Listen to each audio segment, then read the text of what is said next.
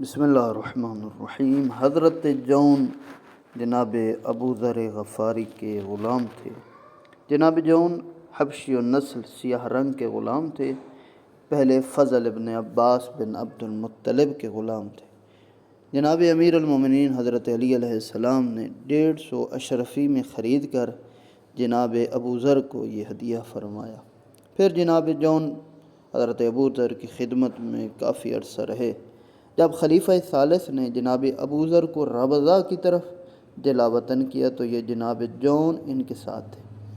جناب ابو ذر کی وفات کے بعد مدینہ واپس آ گئے۔ جناب امیر المومنین کی خدمت میں زندگی بسر کرنا شروع کی۔ حضرت کی شہادت کے بعد امام حسن تک اور پھر امام حسین کے ساتھ رہے۔ امام زین العابدین علیہ السلام کے بھی خدمت میں رہے۔ جب جناب سید الشہداء مدینہ سے مکہ اور مکہ سے عراق کی طرف تشریف لے گئے تو جناب جون اس سفر میں بھی ساتھ رہے۔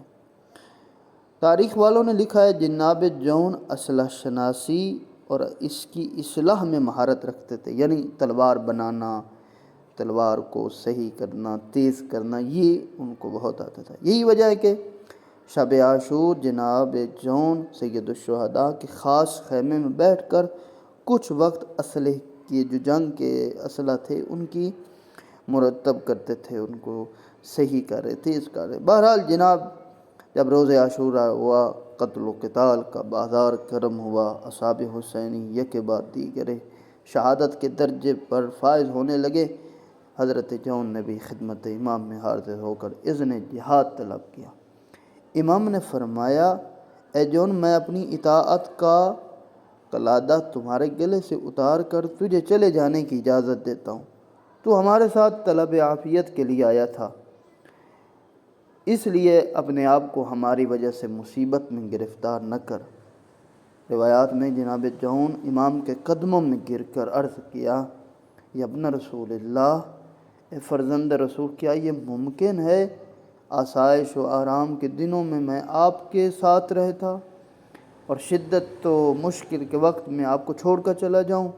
اس کے بعد احتجاج کرتے ہوئے روتے ہوئے عرض کی، خدا کی قسم، میرا حسب و نسب پست ہے، رنگ سیاہ ہے، جسم بودار ہے۔ آپ مجھے اجازت جنگ دینے اور جنت میں داخل ہونے میں کیوں روک رہے ہیں تاکہ میری بدبو ایک خوشبو سے بدل جائے، میرا حسب و نسب شریف ہو جائے، میرا رنگ سفید ہو جائے؟ نہیں بخدا، میں اس وقت آپ سے علیحدہ نہیں ہوں گا جب تک میرا یہ کالا خون آپ کے خون مقدس کے ساتھ مخلوط نہ ہو جائے۔ جناب سید الشہداء نے جب یہ جذبہ شوق شہادت دیکھا، اجازت جہاد دے دی۔ حضرت جون ریجز پڑھتے ہوئے میدان کی طرف آئے، اپنا تعارف کروایا اور پھر حملہ شروع کر دیا۔ روایات کے مطابق 25 سپاہیوں کو فنار کیا، پھر اس کے بعد خود جام شہادت کو نوش کیا۔ ان کی شہادت کے بعد سید الشہداء ان کے سرانے تشریف لے گئے۔ بارگاہ خدا میں عرض کی، بار الہا، اس کے چہرے کو روشن کر دے، اس کے بدبو کو خوشبو سے بدل دے، ابر و اخیار کے ساتھ اس کو محشور فرما، سرکار محمد و آل محمد اور اس کے درمیان شناسائی فرما کر دوستی قرار دے، یعنی دعائے خیر فرمائی۔